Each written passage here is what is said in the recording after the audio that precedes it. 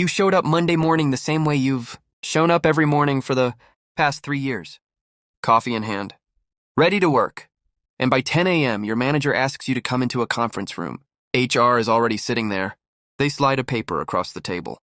And just like that, no warning, no write-up, no prior conversation, you're done. It happens more than most people want to believe. And the terrifying part isn't just that it happens. It's that most employees sitting in that conference room have no idea whether what just happened to them was even legal. Was it? Could they do that? Do you have any recourse? Or did you just walk into a situation where you have almost no power at all?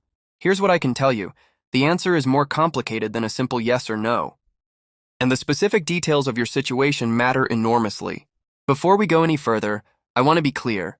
I'm not a lawyer or legal advisor. This video is for educational purposes only. Laws vary significantly depending on where you live and your specific circumstances, so please always consult a qualified employment attorney about your personal situation. What I can do is walk you through how this actually works, because understanding the framework is the difference between knowing your rights and accidentally giving them away. Let's start with the phrase that changes everything. At-will employment. If you live and work in the United States, there's a very high chance you've signed something that included those two words without really thinking about them. Most employees do, and most employees don't find out what those words actually mean until they're sitting across from HR with a termination letter in front of them. Here's what at-will employment actually means. In most U.S. states, employment is considered at will by default. That means your employer can terminate you at any time, for any reason, or for no reason at all, without giving you advance notice, without a written warning, without a performance improvement plan, without any prior conversation. And equally, you can quit at any time for any reason without notice. That sounds extreme, because it is. The doctrine has been part of American employment law for well over a century, and it gives employers enormous power. So when you hear someone say, they can't just fire me like that, in most U.S. states, under most circumstances, they actually can. That's the uncomfortable truth that most people never learn until it's too late. But, and this is where it gets critically important, at-will employment is not absolute. It has real limits, and those limits are where most wrongful termination cases actually live. The first and most significant limit is this. Your employer cannot fire you for an illegal reason, even in an at-will state. The law protects certain categories of people in certain types of actions from being used as the basis for termination. Think about what that means practically. If you were fired and you happen to be a certain race, religion, gender, age, or national origin, and there's evidence suggesting that played a role, that's not at-will employment. That's discrimination.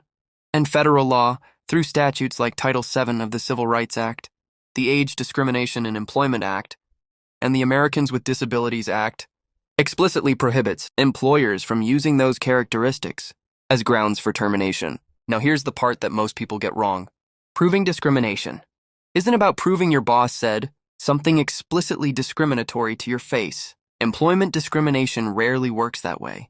It often lives in patterns. Who gets passed over for promotions? Who gets written up for things others aren't written up for? Who suddenly gets performance managed right after filing a complaint or going on protected leave? Courts look at those patterns. And that's why documentation matters in a way most employees never think about until it's too late. But discrimination is only one lane of protection. There's another one that's equally important and even less understood: retaliation. Federal and state laws prohibit employers from firing you or taking any adverse action against you because you exercised a legally protected right, reported discrimination or harassment, filed a workers' compensation claim, cooperated with a government investigation, took leave under the Family and Medical Leave Act, reported workplace safety violations, participated in union organizing. In many jurisdictions, even reporting wage theft or discussing your salary with coworkers is a protected activity. Here's what makes retaliation cases particularly significant. The timing can speak for itself. If you filed a harassment complaint in February and were suddenly fired in March after 3 years of positive performance reviews, that timeline becomes evidence. Your employer will have to explain it. And at will doesn't cover up retaliation just because the word appears in your employment paperwork. This is also why if you've taken any kind of protected action at work recently and you're now sensing unusual hostility or being managed out, write everything down.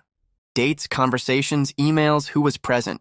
Not for drama, because if something does happen, your memory of events will be significantly less credible than a contemporaneous written record. Now let's talk about something that genuinely surprises people: contracts. When most employees hear the word contract, they think of executives with elaborate employment agreements. But contracts aren't just for C-suite people. And they don't have to be a formal signed document to be legally meaningful. Your employee handbook might contain language that functions like a contract. Phrases like, employees will be terminated only after receiving a written warning, or we follow a progressive discipline process. Your offer letter matters too. If your offer letter contains specific language about the conditions of your employment or termination, things like severance provisions, termination for cause requirements, or specific notice periods, those terms can be enforceable. Union contracts are another category entirely. If you're a member of a union, the collective bargaining agreement governing your employment almost certainly contains specific procedures that must be followed before any termination, just cause requirements, progressive discipline processes, grievance procedures. And if your employer skips those procedures, that's not a minor technicality, that's a violation of the agreement. The point is, before you accept the framing that they had the right to fire me, it's worth examining every piece of paper that governs your employment relationship, because the picture isn't always as simple as your employer wants you to believe. Here's something else that a lot of employees don't realize in the moment, and this one is urgent if you've just been let go. What you do in the first 48 hours after a termination can significantly affect your legal options. When you're handed that termination letter, there's often another document waiting right behind it, a separation agreement, a severance offer. And that agreement almost always contains a release of claims language, where you agree, in exchange for a severance payment, not to sue your former employer for anything related to your employment or termination. Employers often create time pressure around this. They'll say you have a few days to sign. They'll frame the severance as generous. And for someone who just lost their job and is worried about paying bills, the pull toward signing quickly is completely understandable. But here's the reality. Once you sign that release, in most cases, it's done. You've surrendered your right to pursue legal claims, and you signed it without necessarily knowing whether those claims had any value. Under federal law, specifically for employees over 40, protected under the Age Discrimination in Employment Act, employers are required to give you at least 21 days to consider a release agreement and 7 days to revoke it after signing. For some agreements involving groups of employees, it's 45 days. Those timelines exist specifically to prevent exactly the kind of pressured, uninformed decision that employers sometimes create conditions for. Take the paperwork home. Write down everything you remember about how and why this happened. Think about whether you recently exercised any protected rights. Look at your offer letter, your handbook, your employment agreement. And before you sign, anything that contains release language, talk to someone who actually knows employment law in your state, because they can fire you without warning, and they can do anything to you without consequence, are not the same sentence. And the distance between those two ideas is exactly where your rights live.